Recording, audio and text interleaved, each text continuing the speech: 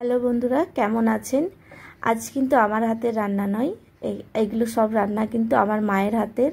শ্রাবণ মাসের সংক্রান্তিতে যে পান্তা ভাত বা রান্না পুজো হয়, সেই রান্না পুজো মা মনসার যে পুজো হয়, আমি বাপের বাড়ি চলে গিয়েছিলাম। তাই ওখানে আমার মা বলছে, আমি এত কিছু রান্না করেছি, তাহলে একটা ভিডিও বানাস, নাতি সাহেবকে খেতে দেবো সাজিয়ে গুছিয়ে।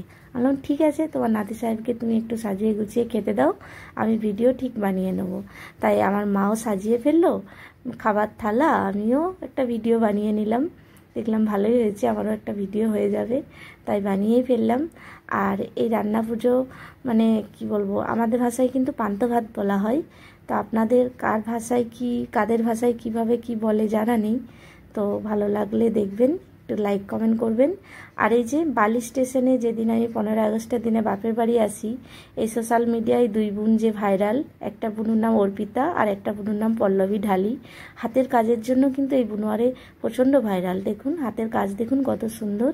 আর একটা অনুষ্ঠানে গিয়েছিল 15 আগস্টের দিনে এই বুনোয়ারে, তাই বালি স্টেশনে আমার সাথে দেখাও হয়ে যায়। আজ পর্যন্ত কোনো সেলিব্রিটি বা সোশ্যাল মিডিয়ার কারোর সাথেই দেখা হয়নি, এই প্রথম দেখা হলো। আমার খুব ভালো লাগছিল।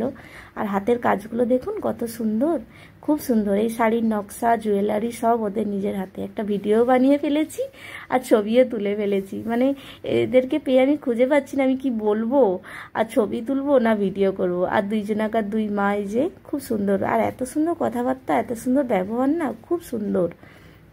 আমার তো খুবই ভালো লাগছিল।